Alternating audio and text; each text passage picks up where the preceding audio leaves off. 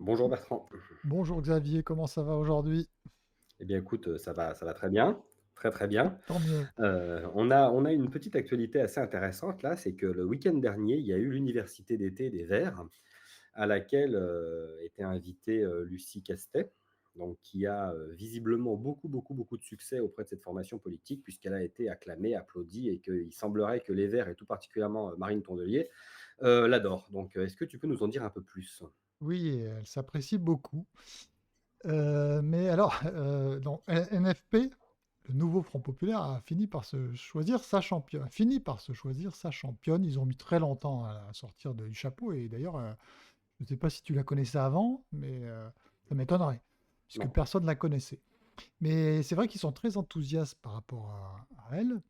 Et alors, mais alors, j'avais vécu quelque chose il y a longtemps chez les Verts, puisque j'ai traîné un moment chez les Verts, mais il y a 20 ans, hein, ou 25 ans même. Et je crois que j'avais déjà raconté ici, mais les Verts ont cette capacité à s'enthousiasmer pour des gens, à faire semblant de s'enthousiasmer, parce que à un moment donné où justement leur représentant n'est pas forcément le meilleur, quoi. Et je me rappelle très bien euh, d'une présidentielle, c'était en 2002, je crois, et où il y avait eu, comment il s'appelle? Ça avait été Yves Cochet qui avait été candidat à la présidentielle, mais avant, il y avait eu Alain Lipietz qui avait été désigné par le parti. Et par hasard, il avait gagné les primaires du parti. À cette époque-là, il n'y avait que les Verts qui faisaient les primaires. Mais en fait, c'était vraiment, il était arrivé à la surprise générale et il avait quand même assez peu de charisme. Et puis il avait dit des choses sur les Corses, sur l'amnistie dont devaient bénéficier les Corses, même dans le cas de crimes de sang. Et donc, ça avait fait une polémique pas possible. Et, bref, personne n'était enthousiaste par rapport à ma mère. Et aux universités d'été, il est rentré pour faire son discours. Donc, tout le monde se faisait un peu la gueule. Et à partir du moment où il s'est mis sur l'estrade, les Verts se sont mis, étaient en furie, en feu. Et il y avait une ambiance pas possible, quoi. Alors que vraiment, c'était plutôt la soupe à la grimace partout. Donc, tu as toujours cette capacité de la foule à s'enthousiasmer parce qu'ils ont besoin, ils attendent ça, et même si leur leader n'est pas à la hauteur, eh bien, voilà, c'est un phénomène typique mais que j'ai vu moi chez les Verts plusieurs fois, donc cette fois-ci aussi pour Lucie Casté qui était une inconnue. Alors, pour la petite information, parce qu'il faut quand même regarder d'où elle vient. En fait, elle est alors je crois que c'est de Normandie ou de quelque chose comme ça. Elle a Oui, grandi à Caen ou Rouen. Elle est partie quand? voilà, C'est à quand? Caen. À 18 ans, elle est partie de là-bas.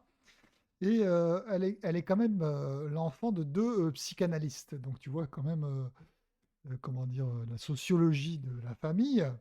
Et elle a fait du tennis, figure-toi. Et alors, il y a un petit reportage qui tourne où on la voit la première fois à la télé qu'elle a faite. Elle est très jeune parce que elle avait concouru pour être ramasseuse de balles à Roland-Garros. Donc tu vois le niveau, hein, madame joue au tennis. Alors moi aussi j'ai joué au tennis, c'est popularisé, il faut bien le dire, le tennis. Enfin quand même, elle joue au tennis, puis elle était à Roland-Garros quand même. Les gens qui vont à Roland-Garros, c'est pas n'importe qui.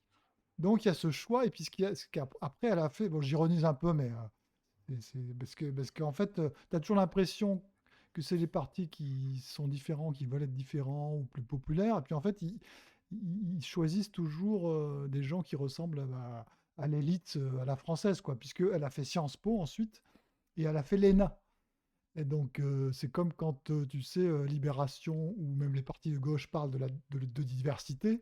Puis dès qu'ils font une photo ensemble, c'est tous des blancs-becs, il n'y a pas de diversité du tout. Donc là, c'est pareil, ils se choisissent quand même quelqu'un qui a fait partie de l'élite classique. Voilà. Et donc, elle a fait sa carrière dans la fonction publique. Et elle a été à la Banque mondiale aussi. Elle a été consultante sur les. Voilà. Et puis, elle a été au Parti socialiste. Ensuite, elle a milité, mais elle a rompu apparemment quand Hollande était président, parce qu'elle n'était pas tout à fait d'accord avec la ligne.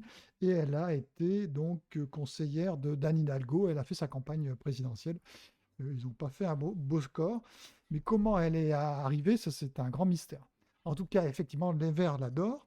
Et on ne peut pas dire aussi qu'elle parle beaucoup d'écologie. Elle a fondé un collectif qui s'appelle Nos services publics, donc sur la défense du service public. Elle dit notamment que si les gens se sont tournés autant vers l'extrême droite, c'est parce qu'il n'y a plus de service public. C'est bizarre comme raisonnement, mais voilà. On a entendu aussi attaquer les cabinets conseils. Ça, c'est les extraits qu'on voit avant qu'elle ait été connue, si tu veux.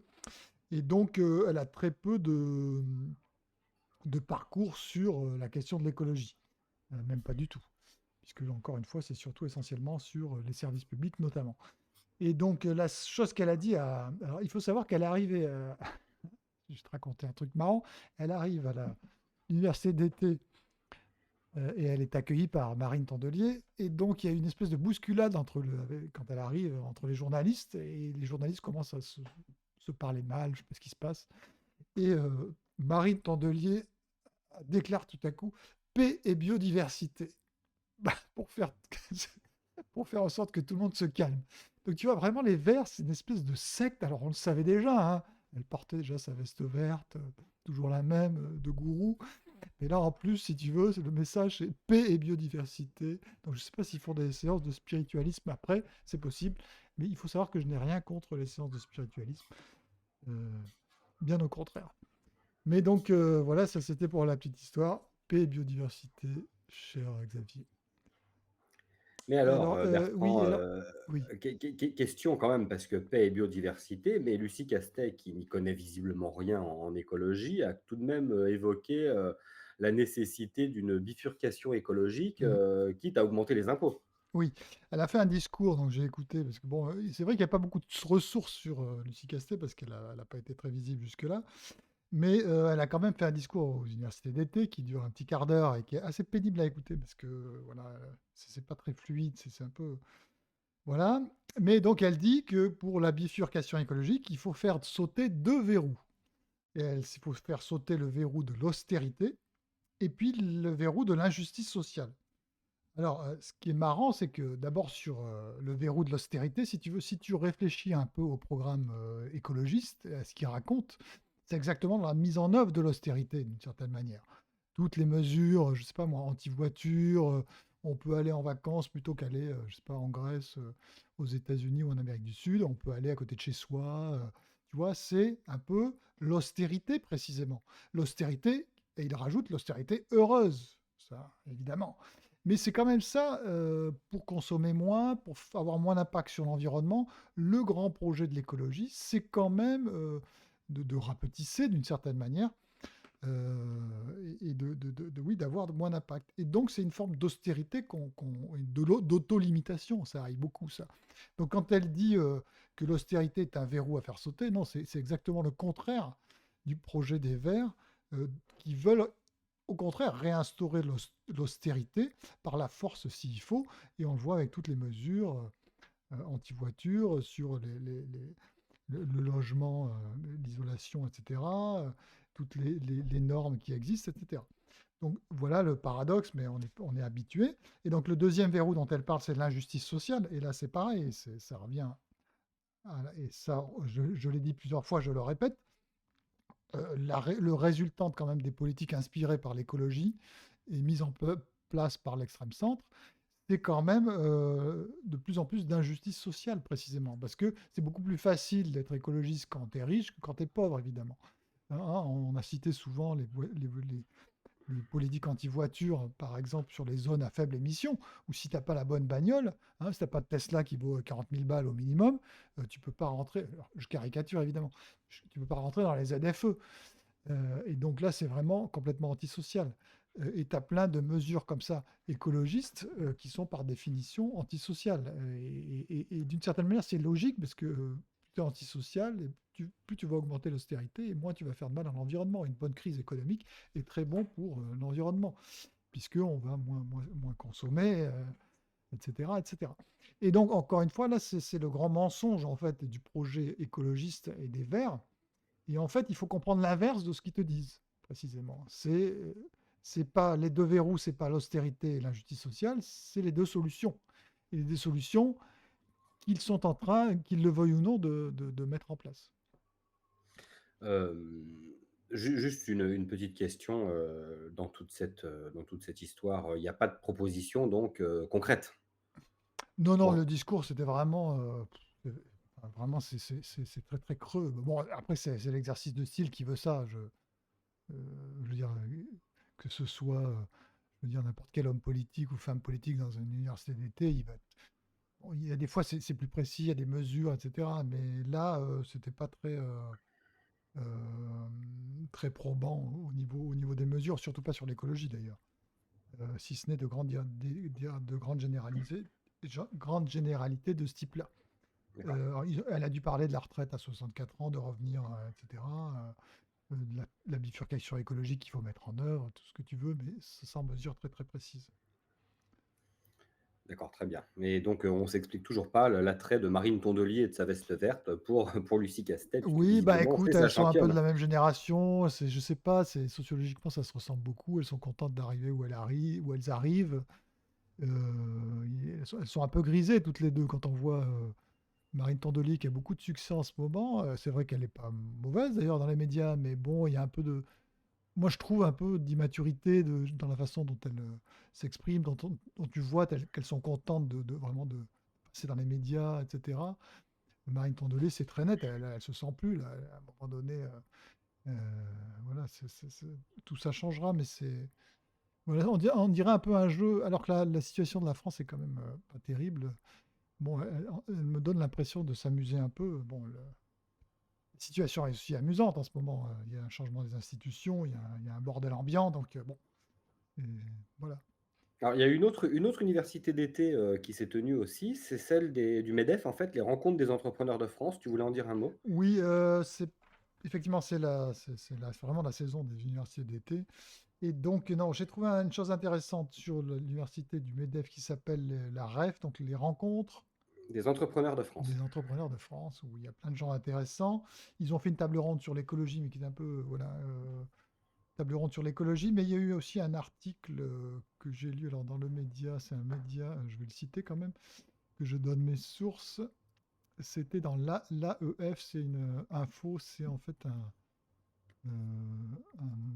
comment dire, un média des universités et des grandes écoles. Et donc, ils ont fait un article, pardon, sur l'université d'été où, en fait, ils ont montré qu'il y avait de plus en plus de critiques, mais ça, on le savait déjà, mais sur le pacte vert européen. Et quand même que les entrepreneurs étaient remontés contre le pacte vert européen. Et ils en ont parlé à cette occasion. Et donc, attends, excuse-moi, c'est que Et donc, par exemple, tu as Fabrice Séché, qui est le vice-président du MEDEF, qui a indiqué, comme on le sait, qu'il y a une charge normative de plus en plus importante liée au Green Deal. Et il dit, par exemple, que de 2017 à 2022, il y a eu 850 nouvelles règles pour les entreprises. Et donc, il veut évidemment une réduction des normes. Alors, 850 nouvelles règles, je ne sais pas si le chiffre est exact. C'est aussi des éléments de langage qu'ils ont. Il faut se méfier des éléments de langage des ONG. Il faut aussi se méfier des éléments de langage de tout le monde, hein, du MEDEF y compris. Mais en tout cas, il y a eu une augmentation très certainement des règles, ça c'est évident. Et donc, mais il s'est dit aussi content qu'il y ait la nomination d'un vice-président de la Commission européenne qui soit chargée de la simplification. Je ne sais pas si tu avais vu ça. Alors ça me fait un peu marrer parce que pourquoi tu as besoin de mettre en place, si tu veux simplifier, pourquoi tu as besoin de mettre en place un vice-président à la simplification? Est-ce qu'il va avoir vraiment un rôle très important? Comment il va s'imposer aux autres commissaires européens, etc. Je me demande, je pense que si on veut une simplification, il faut la mettre en œuvre et on n'a pas besoin de commissaire à la simplification. Et donc, vraiment, une critique assez forte du pacte vert européen, même si à chaque fois, ils disent, parce qu'ils sont ils sont obligés, ils disent, évidemment, il faut une décarbonation très importante, etc. Et donc ensuite, tu as eu Frédéric Persson, je ne sais pas si je le prononce bien, qui est président de Business Europe et qui demande aussi moins de régulation et plus d'accès aux capitaux pour faire la transition, donc plus d'argent pour faire la transition écologique, la décarbonation, et moins de règles qui emprisonnent en fait les entreprises et qui fait qu'elles sont en perte de compétitivité. Et enfin, tu as eu, disent-ils, Alexandre Montet, qui est le délégué général alors c'est une organisation qui s'occupe des non, des moyennes entreprises, si tu veux. Et là, en fait, il demande aussi d'exclure certaines normes pour les moyennes entreprises, parce qu'en fait, tu as certaines normes européennes qui s'imposent de fait à toutes les entreprises à partir du moment où elles dépassent un chiffre d'affaires, et que, en fait, que tu sois une entreprise moyenne ou que tu sois Total Énergie, tu as les mêmes genres de normes. Et c'est très, très compliqué à mettre en place. puisqu'il y a de plus en plus de, si tu veux, en termes de reporting, de plans, ils doivent faire des plans de transition climatique. Maintenant, les entreprises, enfin, en tout cas, ils vont être obligés de les faire et ils vont être obligés de suivre, de concevoir des systèmes pour suivre, prévenir, réparer les dommages à l'environnement, etc., qui sont des documents programmatiques sur lesquels il faut se pencher longuement, il faut embaucher des gens pour les préparer, etc. C'est vraiment des contraintes très importantes. Et donc, vont être obligés de faire ça et ils se battent pour que ce ne soit pas appliqué aux moyennes entreprises. Ils demandent à ce qu'elles soient mieux écoutées. Donc, les entrepreneurs, mais ce n'est pas une surprise, comme les agriculteurs qu'on a déjà vus, sont de plus en plus quand même critiques du pacte vert européen. Et ils disent, quand même, c'était aussi la conclusion de l'article, que les autorités européennes critiquent de plus en plus, sont de plus en plus attentives à leurs critiques et à leurs demandes. Et depuis les nouvelles élections, tu sais qu'il y a eu, c'est toujours la même majorité à l'Union européenne, mais qui est beaucoup plus réduite. Et ils ont moins de députés, même s'ils ont toujours la majorité. Et il y a beaucoup moins le groupe des Verts a perdu beaucoup de son importance. Et donc l'article dit que ça a joué. Et donc ils ont une oreille plus attentive des autorités européennes sur le pacte vert et ses effets dramatiques sur les entrepreneurs. Et je rajoutais les agriculteurs, même si là, on ne parle pas, enfin, dans ces entrepreneurs-là, il n'y a pas l'agriculture, hein. On voit qu'ils sont aussi en rentrée, puisqu'ils sont en train d'annoncer qu'il va y avoir des problèmes. Mais on a déjà parlé d'agriculture, donc on en parlera sans doute à l'avenir. Très bien. On avait une dernière petite info Ouais. aussi qui était plutôt intéressante, c'est qu'en fait Fessenheim aurait pu continuer à fonctionner longtemps, si on Oui, en prend un exemple américain. ça, on le savait déjà depuis longtemps, mais c'était la petite nouvelle, oui, du jour. Là, c'est l'autorité de sûreté nucléaire américaine qui a déclaré, qui a autorisé, disons, la centrale de North Anna, alors je sais pas où elle se situe, j'ai pas noté, a fonctionné 20 ans de plus. Et donc, ça va l'amener à 80 ans. Bon, il y a même des gens en fait qui disent qu'en fait la durée de vie des centrales est quasiment éternelle parce qu'on les répare évidemment. Tu peux réparer un moulin à vent ou un moulin euh, à eau. Si tu les répares, ils sont éternels, hein. Donc peut-être la centrale nucléaire c'est pareil. En tout cas, elle peut aller jusqu'à 80 ans.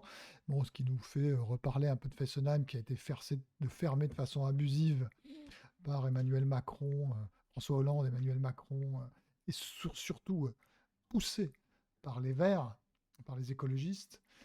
Et donc, ils ont fermé Fessenheim, ce qui est donc l'organisation, comme je le dis toujours, de l'obsolescence programmée, hein. Les Verts sont pour augmenter l'obsolescence programmée, sont pour programmer l'obsolescence de tout un tas de choses qu'on a à notre disposition, dont les centrales nucléaires.